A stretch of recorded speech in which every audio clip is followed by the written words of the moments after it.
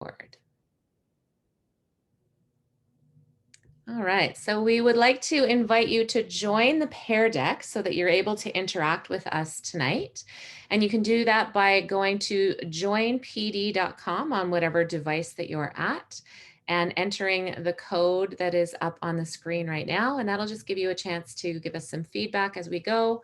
We're not going to have the chance to get into any breakout rooms or anything, so this is a good chance for you to spend some time chatting with us. So this is webinar 3 in our series, and we do have one last webinar in the series next week where we are going to be discussing writing, and we hope to see you there. We would also like to remind you that you can follow along in real time and join us at #OMLTA on Twitter and join in with the chat, and that'll be going on as we move through. And we are going to get going. So I am going to start with this slide here, and hopefully you've had the chance to join the Pear Deck. And if not, you can still see the code in the top of the screen. So again, if you go to Join PD and enter that code and drag your little flag onto the map of Ontario and let us know where you're from.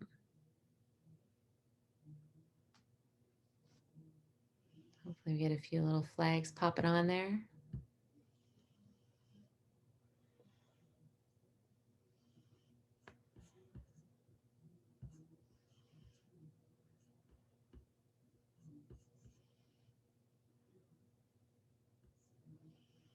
Oh, where did we go?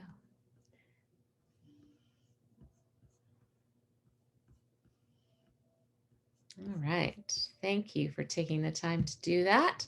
So bonjour, my name is Jordan Sloan, and I am one of the bilingual literacy coaches for the Renfrew County District School Board, as well as the Vice President of the OMLTA, and I am going to be one of your presenters this evening, and I have with me Wendy Chan. Hi, my name is Wendy Chan, and I'm the other presenter. Currently, I'm teaching core French for the Durham District School Board, and I'm currently the treasurer for OMLTA. So bonjour et bienvenue. We're so excited that you're here with us today. Welcome to Module 3. As Jordan had already mentioned, Weaving the Strands, the interconnectedness of FSL learning. So we'll start by sharing the land acknowledgement. We would like to acknowledge the history of the land on which we all gather. It is a combination of treaty and traditional unceded territory and Métis homeland. We acknowledge the many Inuit, Métis, and First Nations whose footsteps have marked the land where each of us currently resides or are visiting. We also recognize the land as an act of reconciliation and gratitude. Indigenous peoples' connection to the land teaches us about their inherent responsibility to protect and respect Mother Earth. With this acknowledgement, we honor their relatives who have been buried here, as well as those who live and work here today. We strive for respectful partnerships with all of the peoples of this country as we search for collective healing and true reconciliation and honor of this beautiful land. So first, I'll just give an overview of our webinar today. So in this webinar, we will talk about the interconnectedness of reading to the learner's previous knowledge, skills, and experiences with listening and speaking. Essentially, our learners need to be exposed to a variety of relevant, diverse, and authentic text types, which represent their level, learning needs, and personal identities. By explicitly teaching and modeling reading comprehension strategies and language awareness tools, FSL learners can begin to independently select, use, and apply strategies to comprehend and make meaning of what they are reading. So I just want to highlight some of the key goals for this webinar today. We are providing reading instruction to help our learners decode French texts. We are scaffolding the learning to teach language awareness tools and reading comprehension strategies. We are using our learners' previous experiences with listening and speaking to help them create meaning, make connections, and respond to what they are reading. And finally, we are using a variety of authentic texts that are inclusive to the needs, identities, and interests of all the learners we teach. So here's a quote. Reading is the gateway skill that makes all other learning possible. And this is a quote stated by Barack Obama. In other words, learning to read opens up the mind to learning and acquiring new information. When learners evolve from learning to read to reading to learn, they expand their vocabulary and extend their oral language. Ultimately, reading supports cognitive development, and it leads to improved language skills and prepares learners for academic success. When learners come across words in several different contexts through reading, they start to understand and comprehend vocabulary in a more meaningful way. As written in the FSL curriculum, if students hear it, they can say it. If students can say it, they can read it. And if students can read it, they can write it. Therefore, when our learners can read, they will learn the words, vocabulary, and sentence structures necessary to help them write. Okay, so I get to take some time to chat with you about early reading development. And we're just going to start with a chance for you to interact again. So go ahead and drag on to the parts of the screen here and let us know, are you working with students in early French immersion, middle French immersion, extended FSL, or core FSL?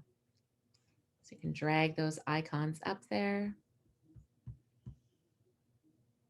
Okay, look at those stars. So as we dig into the development of reading in French as an additional language, we need to consider it from all of these different perspectives, because the needs of our students in all of these different perspectives are going to be different. In early French immersion, we are looking at, excuse me, reading development at the same time in both languages. So our students are learning everything, all of those skills at the same time in both languages. With our older learners, they're coming to us oftentimes and hopefully and likely will have developed a lot of those skills earlier in their first language. For example, they'll be able to sound out or decode a lot of the text, but don't necessarily understand what it is they've read. So thank you for your participation. I love all the stars. The reading brain shows us that unlike speaking, reading is not a natural process. Spoken language is hardwired into the brain. It's been developing for about 100,000 years, and the human brain is fully adapted for language processing. However, reading and writing are acquired skills, and the brain's not yet fully evolved or wired in the same way that it is for speaking. We're not quite wired with that reading and writing. So that tells us that that's a skill that's going to have to be explicitly taught.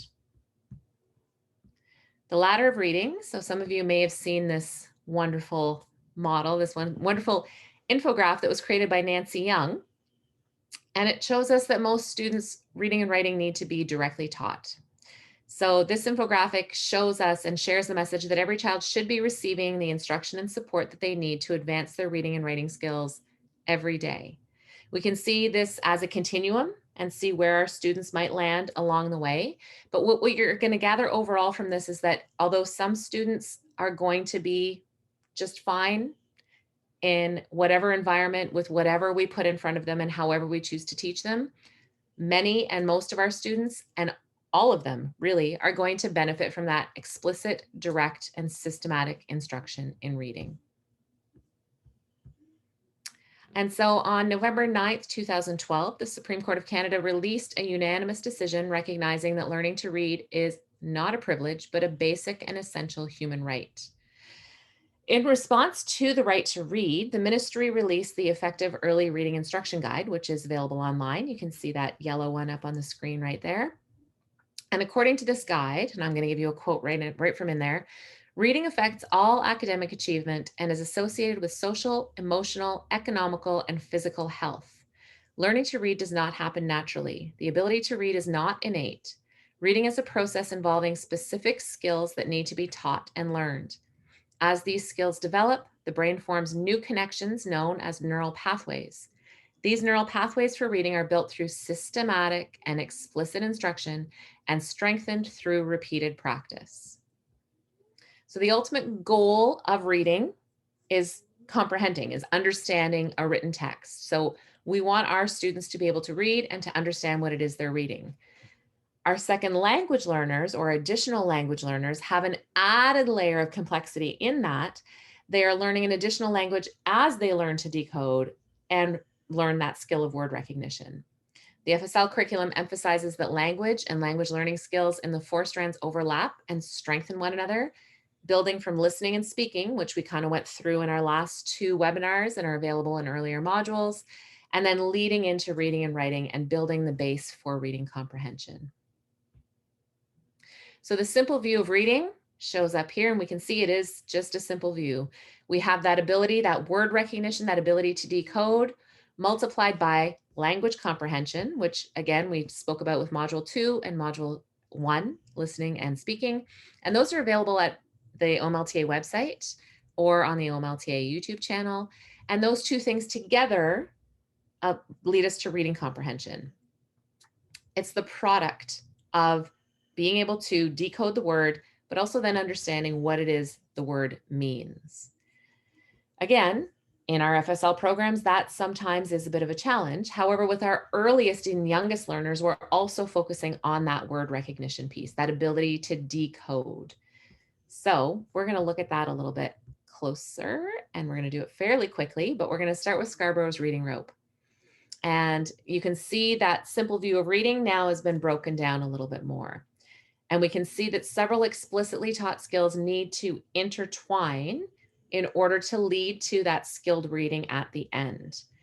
So Scarborough started this with pipe cleaners, talking about all the pieces that needed to weave together, and they got increasingly tighter as our students were able to bring all of those skills together. The upper strands of the rope are going to talk about our language comprehension, right? Background knowledge, the vocabulary, the language structure, the verbal reasoning, and the literary knowledge. Our lower strands are going to talk about that word recognition or that decoding piece, and that's more in line with our phonological awareness, decoding, and sight recognition. So what is phonological awareness? I'm sure some of you have seen this umbrella that shows us all of the skills that fall under phonological awareness. It's a continuum of skills that develop over time and that are crucial for reading and spelling success. It is an awareness of the sounds that make up words, and it's critical in order to blend sounds together for later reading and segmenting words for spelling.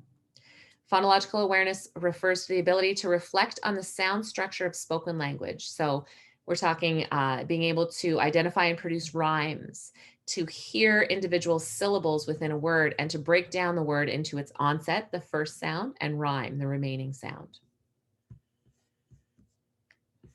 So we can see that on one side of the umbrella, we start with quite big chunks of words. We've got words and sentences. We're talking rhyming words. We're talking breaking words into bigger chunks with syllables and that first sound and the rest of the word.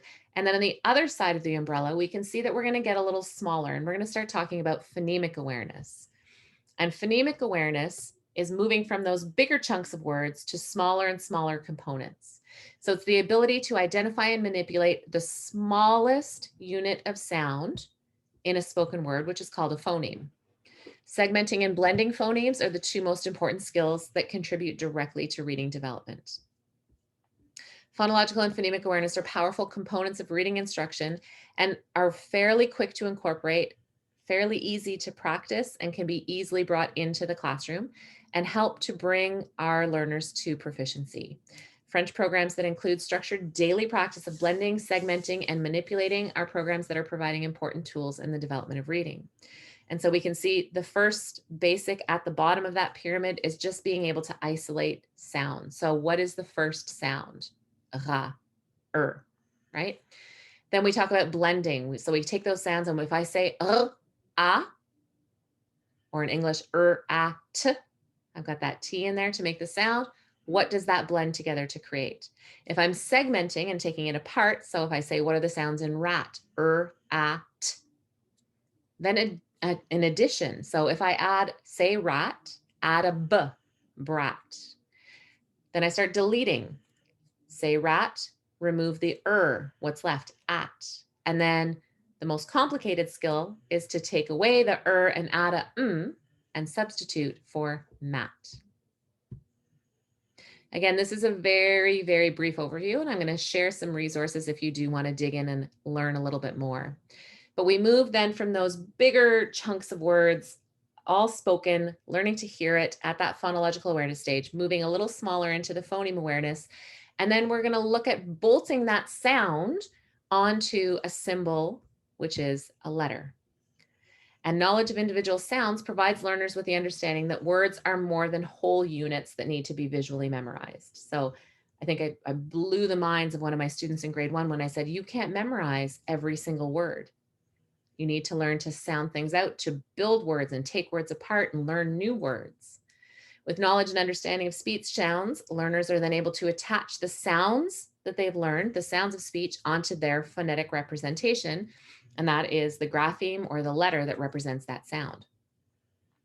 The goal of phonics then is to learn the alphabetic principle. And that is the idea that letters represent the sounds of spoken language and that there's an organized, logical, and predictable relationship between written letters and spoken sounds.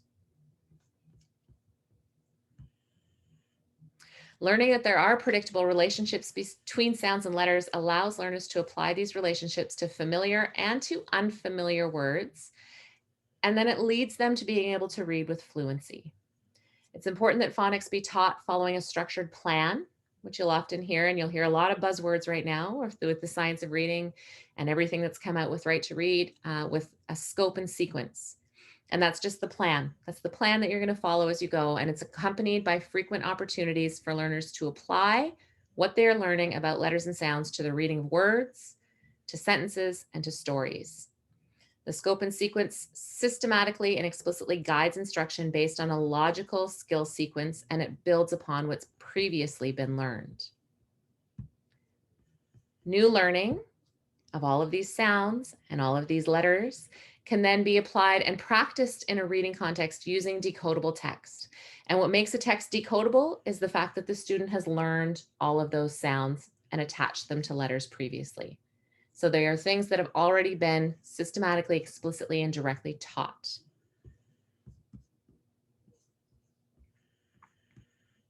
According to the International Dyslexia Association of Ontario, it's important that the decodable text closely matches the sequence of instruction in letter sounds, morphemes, phonetically irregular words, syllable types, and spelling patterns that are taught through a structured literacy program, especially for struggling readers.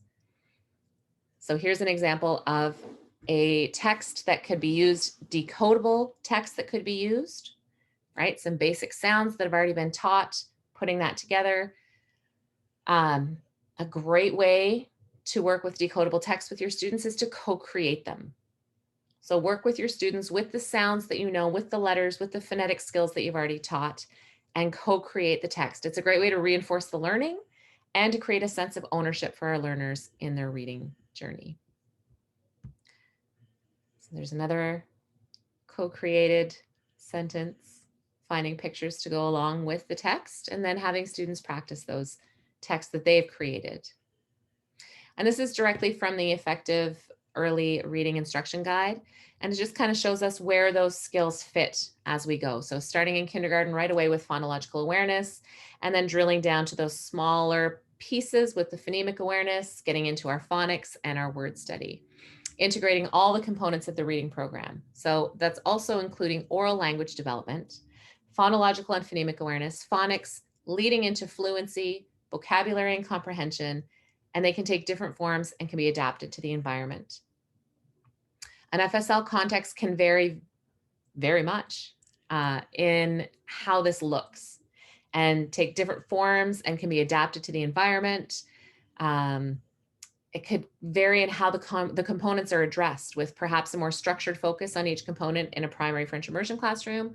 In a junior core classroom might look totally different. The emphasis might shift to a greater, more work on oral development, oral language development, and vocabulary development. The format and application of instruction could also shift to context, considering perhaps working with guided groups instead of what we've kind of leaned on before as guided reading. And instead of reading, tailoring the activities to meet the needs of the learners in the group. And it doesn't necessarily have to be those same guided reading level texts. We can work on these skills with our students. Instruction of skills can overlap.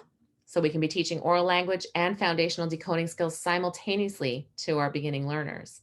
This is particularly important in FSL context, as our learners are naturally developing both of those skills simultaneously in their environment. So they can be presented with the sounds of letters in French as they are taught the names of familiar and unfamiliar objects, actions, or qualities, or educators could provide pictures or objects with the same initial sound, stressing that sound as new vocabulary is learned.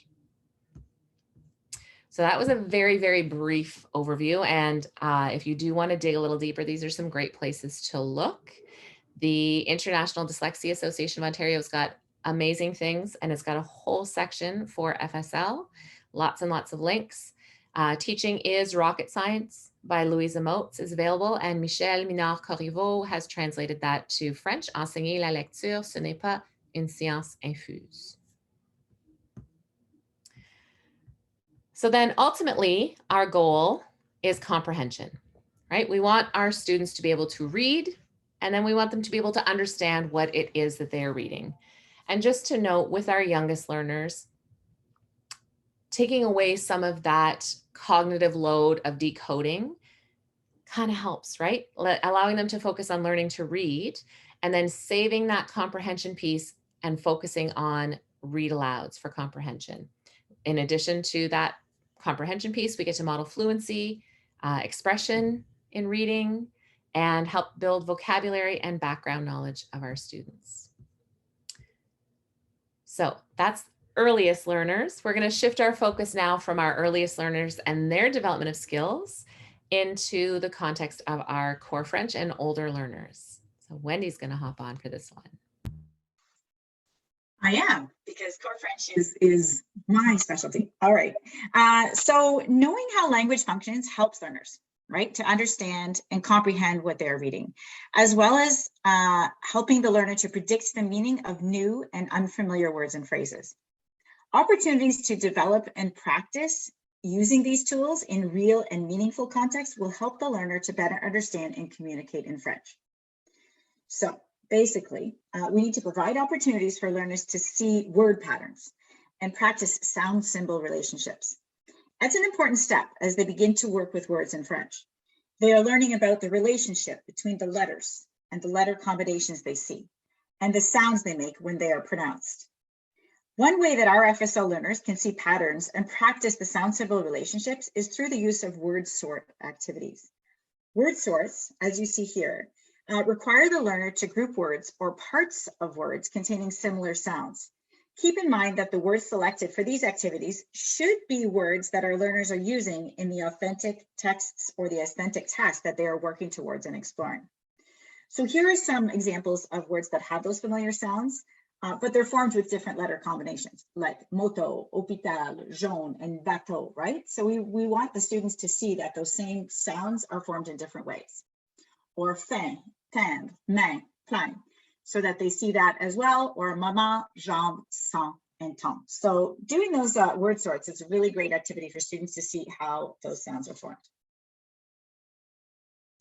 Jordan, can you go to the next slide?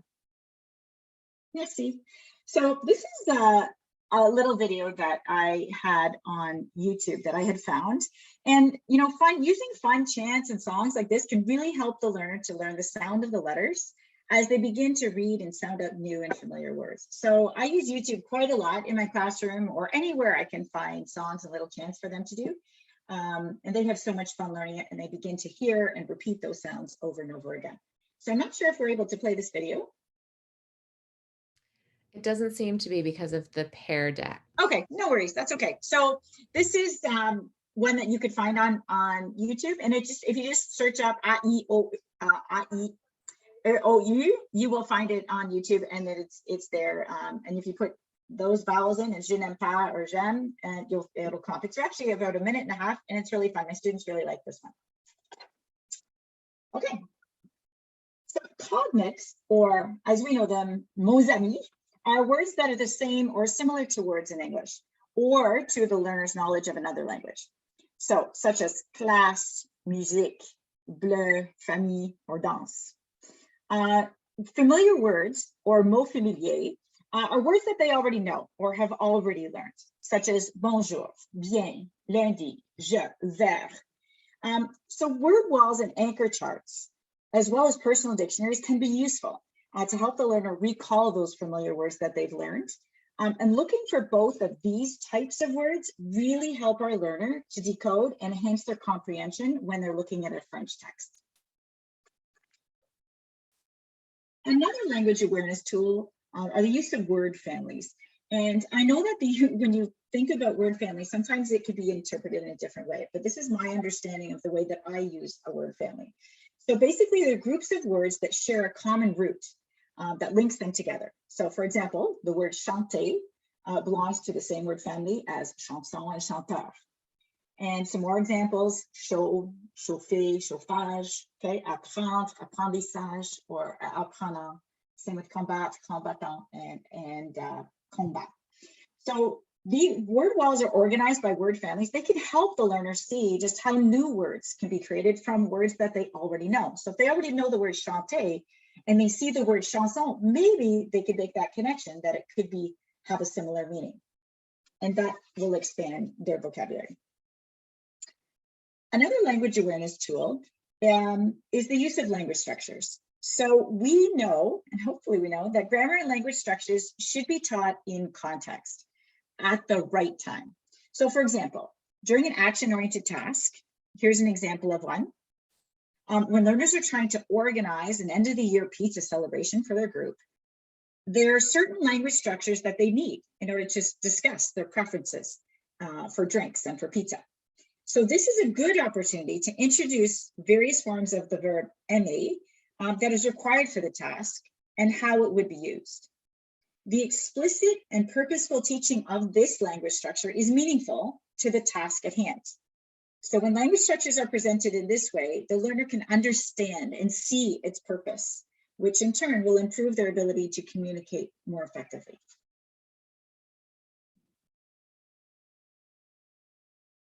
So here's another pair deck here. And Jordan, this one is a multiple choice question, correct? Yeah, students should be able to choose an option. Okay, perfect. So basically the question is asking, what language awareness tools do you feel are the most effective in an FSL classroom? I agree. I use a lot of images, that's for sure. Anchor charts. Personalized dictionaries I use a lot too.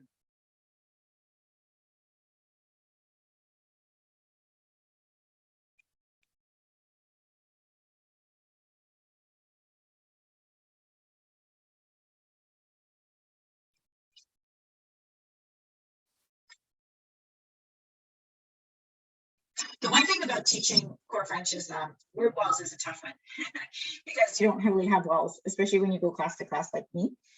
So usually my word wall kind of comes with me, whether it's on slides or I might make personalized ones for students, make copies of them so they have it, you know, in different ways. It's difficult to carry around chart paper all the time. Okay,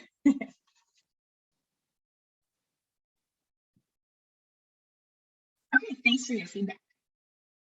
All right, phases of exploring a text. So we'll begin first with, there's many different activities that can engage our learners when exploring a text. And we need to consider the phases and what the activities that we could be doing before reading, during reading, and after reading. So when we look at the phase before reading, there are three aspects to consider: contextualization, personalization, and anticipation. So contextualization sets the purpose for exploring the text and identifies the type of text. Okay, so it sets the context for what the students are about to read. Personalization enables the reader to make connections to the text theme or topic by relating it to their own personal experiences. And anticipation involves the reader in making predictions about what they will read.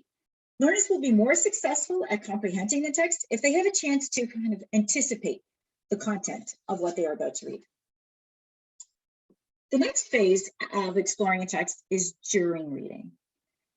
It's important to ask questions during reading in order to assess comprehension.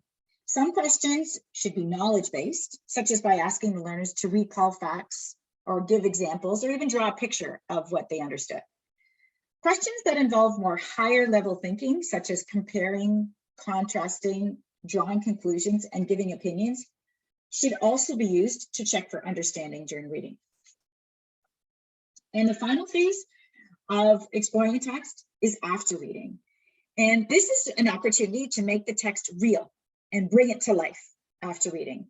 The learner can share their reaction to the text, revisit the text to get additional information, make connections between the text and their prior knowledge, and respond to the text in a variety of ways.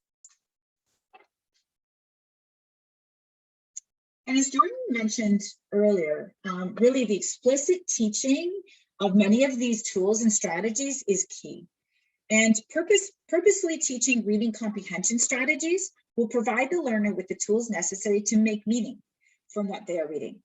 It's important, however, to keep in mind that implementing a gradual release of responsibility model when teaching these strategies ensures that the learners will be able to use these strategies effectively. First, we need to introduce and explain the strategy that will be used. For example, the strategy of looking for cognates or mots amis can be explained by giving examples of words that are similar to or same as the words in English, such as bleu, classe, mat, âge, or non. Next, it's important to model the strategy using a think aloud and expressions or gestures or other nonverbal cues to demonstrate the use of the strategy. So for example, we could use a think aloud to think about all the familiar words and phrases that have to do with the subject of the text you're about to look at. A critical step in the process of developing the ability to apply reading comprehension strategies is the opportunity to practice the strategy. So here, the process of scaffolding the use of the comprehension strategy is also key.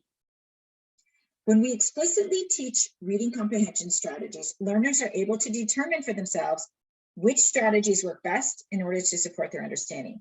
So as you see this self-reflection checklist, students can self-reflect upon the success of the strategies that they have applied using this checklist. And this is one that I created of many strategies that I use in Core French. So these strategies are specific to second language learners, and when used, they can be very effective for successfully reading and comprehending a French text. Now we'll take a look at providing a balanced reading program. So a balanced additional language reading program can consist of 4 components: read aloud, or also known as modeled reading, shared reading, guided reading, and finally independent reading. The more opportunities that FSL learners have to regularly engage in these reading practices with a variety of French texts, the more proficient, fluent, and confident they'll become at reading French. So there's some examples of some resources and programs and products that are available to the FSL learner. Each of them contain a variety of texts that are level and age appropriate. So we just wanted to give you some ideas of some possibilities that you see there. So read aloud, basically, the educator reads the text aloud to learners, provides models of fluent reading, demonstrates proficient reading, and really encourages active listening. All right, next we'll take a look at another part of the balanced reading program, and that's shared reading. Shared reading is an interactive reading experience that occurs when learners join in or share the reading of a text, while guided and supported by us. We explicitly model and teach reading comprehension strategies at this stage and skills in an attempt to develop reading fluency and an understanding of the reading process. Another component of the balanced reading program are guided groups. Guided groups involve small group reading instruction designed to provide differentiated teaching that supports learners in developing their reading proficiency. Texts are chosen to reflect specific needs, identities, and interests, and learners are guided toward independence as readers. So we're starting to build their independence so they can begin to read on their own. And finally, the last part of the balanced reading program would be to allow our students to engage in independent reading. And that enables our learners to select engaging texts that are based on their personal interests and reading ability. By participating in independent reading, learners can practice decoding and reading comprehension strategies, as well as develop their fluency and confidence as readers. Okay, and next I'll turn it over to Jordan again. All right, back to me. So we're going to chat a little bit about authentic text. So we've talked a lot about the development of reading and learning to read. And now we're going to talk a little bit about reading to learn. So it's important that our learners read a range of authentic materials that illustrate the many uses of writing, because these texts serve as models for text that then they can create. By reading widely, learners develop a richer vocabulary and become more attuned to the conventions of written language. Reading various kinds of texts in all areas of the curriculum will also help our FSL learners discover, pursue, and develop their interests and abilities. Our reading programs then should include a wide variety of literary information, graphic texts such as websites, magazines, comics, posters, recipes, and I'm going to leave it at that and ask you to share with me, what are some examples of authentic texts that you use with your students?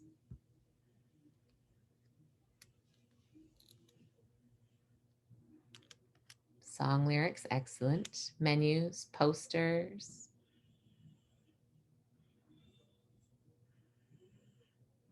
Brochures.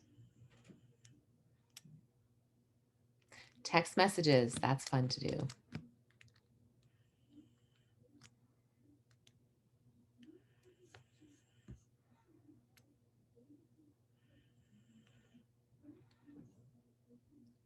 Give you a couple more seconds to add in. Social media posts, advertisements, tweets, posters, ads, menus, Twitter, song lyrics, recipes, comics, ads, tweets, and texts. There's a French STEM newsletter that's available. Magazine, Les Débrouillards, flyers, songs. Excellent. Thank you for sharing. If you've got more, maybe what we'll do is take a look at the next slide and pop back. So here are some amazing, huge lists of authentic texts, and Wendy set this up for us. And by exposing our learners to all types of authentic texts, we give them a model for how language is actually used by native speakers, and it pulls them into the target culture. Learners grow their vocabulary in a way that mimics how the brain acquires their first language and moves them from learning to read to reading to learn. Learners need to hear and read authentic French texts. As stated in, I don't know if you've gone all the way back to our first phase of the module project, but in module 2 of phase 1 of the OMLTA MLC module project, we said that the selection of texts should expose the learners to authentic vocabulary and a variety of text forms. Authentic texts not only engage students in seeing French in different real-life forms, but also act as models for vocabulary and sentence structures that would support students as they prepare for action-oriented tasks. Let's just pop back and see if we've got more on here. Text messages, social media posts, newspapers. Just keeps going. Great ideas. Okay, one more thing to chat about for me, critical literacy. And that's the capacity for a particular type of critical thinking that involves looking beyond the literal meaning of a text to determine what is present and what is missing in order to analyze and evaluate the text's complete meaning and the author's intent. And this is pulled right from our FSL curriculum. And it says that critical literacy focuses on issues related to fairness, equity, and social justice. Students adopt a critical stance asking what view of the world and what the text advances and whether they find this acceptable, who benefits from the text, and how the reader is influenced. Critically literate students understand that meaning is not found in texts in isolation. People make sense of a text or determine what a text means in a variety of ways. So the FSL curriculum asks us to consider point of view, so those of people from various cultures. The context, the beliefs and practices of the time and place in which a text was created, and those in which it is being read or viewed. The background of the person interacting with the text, their upbringing, their friends, their school, other communities, education, and experiences. Intertextuality, information that a reader or viewer brings to a text from other text experienced previously. Gaps in the text, information that is left out and that the reader or viewer must fill in, and silences in the text, voices of a person or group that is not heard. We must also consider representation in the materials and the resources that we choose to include in our instruction and in our classroom spaces. We need to consider if all of our learners are represented. Can they see themselves in the text that we choose to highlight? Are other perspectives and worldviews represented? Can we move beyond traditional text to explore texts that question or disrupt? And I just want to highlight here the collective catalog of FSL Books for Diversity, which is a passion project that was created by some FSL teachers from across the province with the goal of updating our bookshelves and book rooms with novels by and about Black people, Indigenous people, and other people of color, and use these novels to disrupt racism in our classes and communities. So I encourage you to take a look at that. And back to Wendy. So I just want to address one question, actually, just before I get to this. I'm talking a little bit about reading assessment, and it's probably a topic that I could do a whole webinar on or longer on, because assessment is really intricate and there's quite a few things involved, but I will highlight a few points.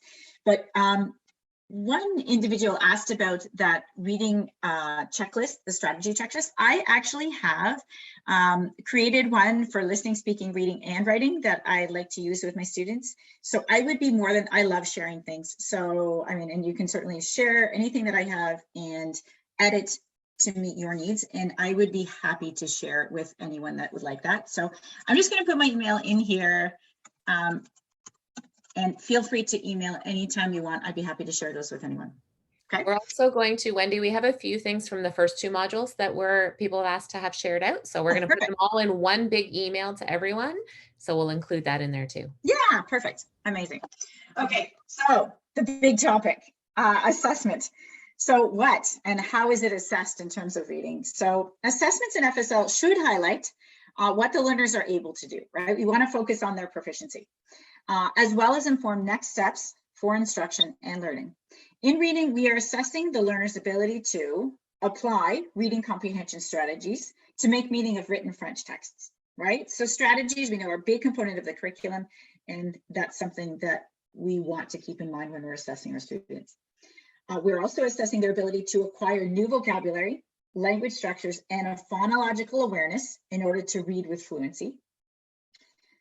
We're also assessing their ability to understand French texts and sociolinguistic conventions about diverse French-speaking communities, and identify the purposes, forms, and styles of a variety of authentic French texts, which we just took a look at a whole bunch of different varieties of authentic texts. So some potential means of assessments of the FSL curriculum expectations for reading could be to have the learner read a French passage aloud for 1 minute, checking for their fluency, read a French passage and respond to factual or inferential questions, such as filling in missing words or retelling the text, reading a list of words and rating the words on how well they know them to assess their vocabulary acquisition and development, or complete a self-assessment checklist, identifying and reflecting upon the reading comprehension strategies, like I had shown you before, that they use before, during, and after reading in order to make sense of a text. Various assessment tools frequently used in the FSL learning environment include, so these are a lot of the tools that I use: graphic organizers, performance tasks, peer and self-assessment, portfolios, learning logs, journals, observation checklists, anecdotal data, rubrics. Rubrics are probably one of the ones that I use quite frequently, conferences and checklists.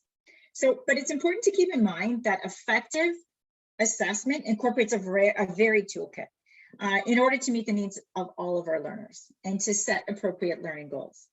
So precise, timely, and specific feedback is required for ongoing success and improvement in our students' language learning. So we would like to do another pair deck with you. And we'd like to hear from you. What assessment tools do you implement most often when you're assessing reading?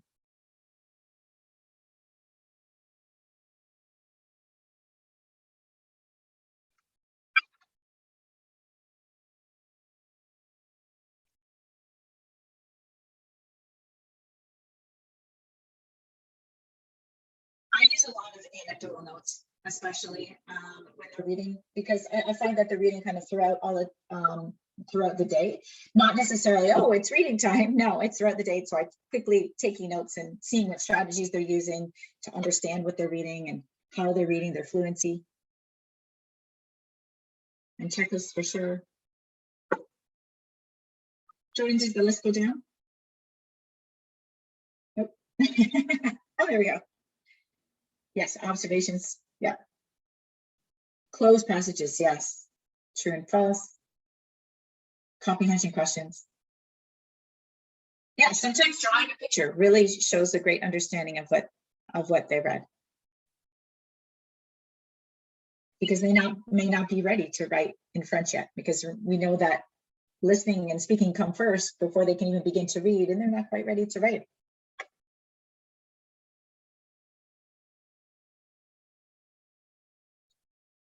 Great, those are great ideas. Voice notes, I like that too.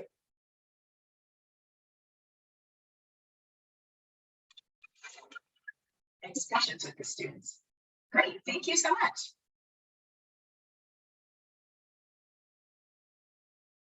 So merci. Merci tout le monde. We're so happy that you came today. And we hope that you're able to walk away with a few strategies and ideas and things that you could use in your FSL classrooms. Thank you for joining us. If you have any questions, please feel free to turn on your mics and cameras and chat with us, or put them in the chat. We have a few extra minutes left, and I'll stop the recording now so that you can feel free to chat without worrying about that. Oh, and we see your comments coming in. Thank you. Thank you for your feedback. That's wonderful.